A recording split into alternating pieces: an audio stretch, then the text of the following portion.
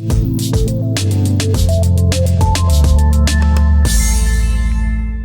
right, Eric, here we are, CEDIA 2024, day one. We're getting near the end, but I had the pleasure of doing the press preview of the demo.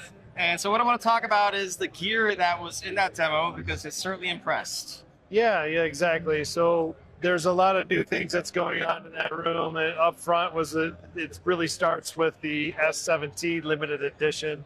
That is our S7T, which is a derivation. We added some carbon fiber and cool cosmetics, aluminum waveguide. There's also a lot of feature benefits. So it's got another 20% more excursion than a standard S7T. It's got 1.5% matched components in the crossover. It's half a dB matched across the whole frequency response for a pair. It's signed.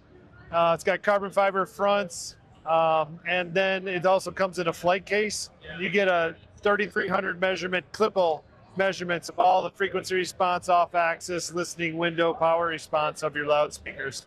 So that really sets off the front end experience in the theater. And so that quality, detail, accuracy, all the things that people generally don't expect in a home theater, they only expect in 2-channel. And the reason we can get away with that is because of 119 dB peak output on those at less than 2% distortion. That's what I was going to ask. So really you're getting more output and less distortion through the modifications. Yeah, exactly. But it's also the baseline of our DPC technology. We just recently got the patents on and how we control vertical directivity. And it's really, really efficient. So the waveguide alone is about 110 dB efficient. So when you're at 117 dB, the tweeters play down to 1 kilohertz. So that detail and accuracy of something that's got 0.3 grams of moving mass versus some mid-range woofer that may have 10 or 20 grams of moving mass, which generally plays that band.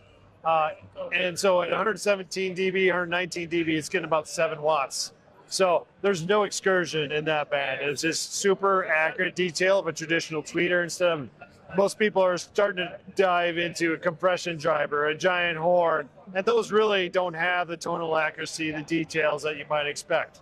So in this demo, we did a lot of music, as you probably enjoyed last night. I had a thought about that, man. It was almost like those $1 million 2-channel systems that you hear. Not almost, in fact, it was. Yeah, like and so we really preach that you can have both. A home theater speaker, why would I give up detail and accuracy just because I want it to be loud?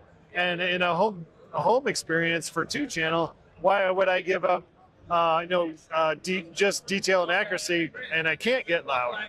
And not for being that blow your head off, but it's that 1 millisecond peak of 20 dB that you want to hear uncompressed.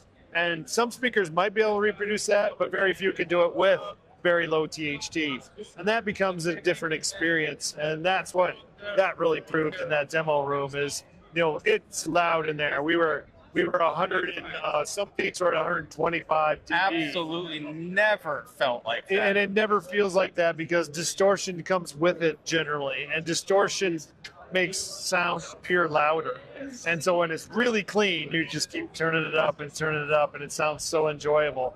And there's a lot of content that is now Dolby Atmos music. It's becoming more content available, and so you can enjoy it in an application like home theater. Agree. I've heard some rather impressive demos this year because I think they're also learning how to mix music better. Yeah, they're learning all the ins and outs and how to mix it. And first it was just, let's just make some content, and now it's getting more of, let's make sure it's properly positioned in the Atmos and the object-oriented recording, and make sure things appear right in space, and make a better recording for overall music enjoyment, gaming. I mean, there's just so many applications where it can be really, really cool. I mean, could you imagine having 5 hertz playing on your video game? I mean, that's just awesome.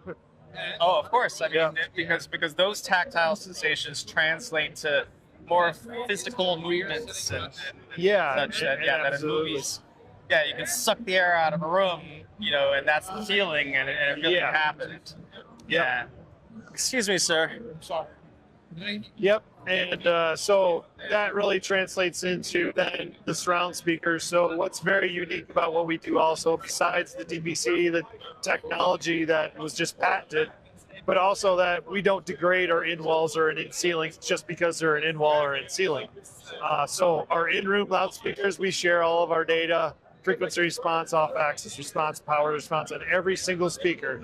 So one that allows you to say, does this surround need to be positioned here or here to have the best coverage for every seat, which is really critical in RP22 and CEDIA standards, creating a design of a best home theater experience. But it also is that it's the same frequency response as our in-room speaker. So our S5i surrounds is the exact same frequency response as our S5T tower.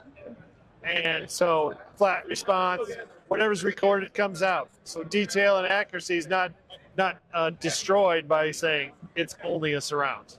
And that's really critical to keep that development and that Atmos experience to be the ultimate. Sure. Well, it seems to me that your focus on that technical level, what it does is it gives you a predictability that a home theater designer at a high level can use to understand exactly what they're going to get, and what to spec out to get there. Yeah, and, absolutely. But at the same time, that attention has produced a speaker that somebody who doesn't need to do any of that, a 2-channel audiophile, can simply enjoy, exactly. Right. And so many of our customers they're 2-channel and home theater, and they do, whether it's 35% home theater and the other is all 2-channel, or sometimes it's the opposite, it's 50-50.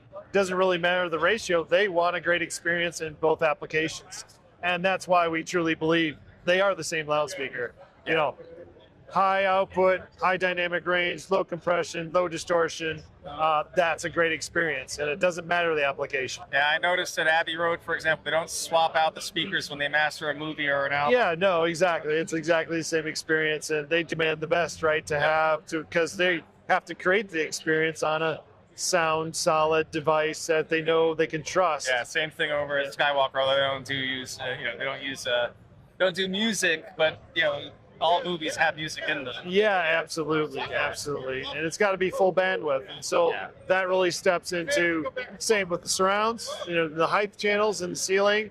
It's the exact same beryllium tweeter that's in the limited edition. So that cohesiveness, the mid-ranges, they're all the same drivers. So I found that very important for Atmos. In fact, to get sounds to swirl around your head and keep swirling and go up like in a tornado, for example. That it really has to track perfectly and be able to.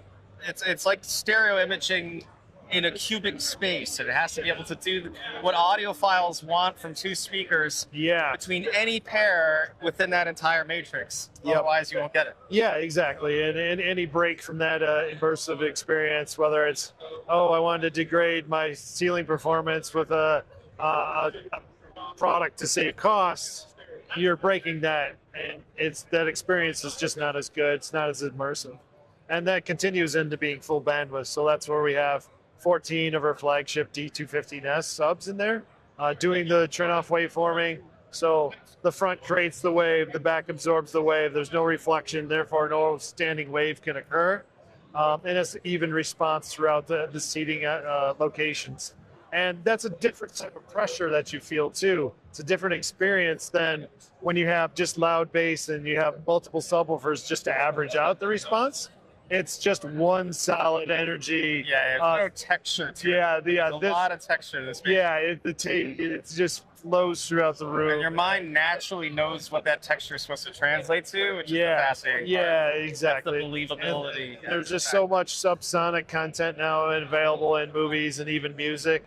As we experienced last night, we had some music content that had down to 10 hertz in it from a Max Cooper clip, and that's just so cool, which is actually playing in the background there a little bit right now in the demo here. But it's just a super cool experience. Yeah, completely different from what you could achieve without without that kind of that technology. I agree. We're just really happy to be part of it. It's great brands that are included in this demo, and Trinnov, and Quarko, Kaleidoscape, Mad VR, and Yeah, Screen Excellence. It was just amazing experience. it is worth mentioning that this show, yeah, things are coming together like really at a very profoundly high level. Yeah, Yeah, exactly. You have to really. A friend of ours says it best. He says, if you want to create a great meal, you have to have great components. And if you misuse the components, you can make a bad meal. But you can't make the best meal if you don't have the great components and then know how to use them. Surely. And so that's truly what we do is, and with the help of the rest of the manufacturers that were in this demo, is to make the best experience. They had some great chefs here. Yeah, exactly. All right. Now I'm getting hungry. Yeah, it's been a long day. Yeah, it's been a long day. I appreciate it, Eric. No, thanks, and thanks for talking to us. Yeah, you bet, man. I hope you have a great All right, rest of your good. show.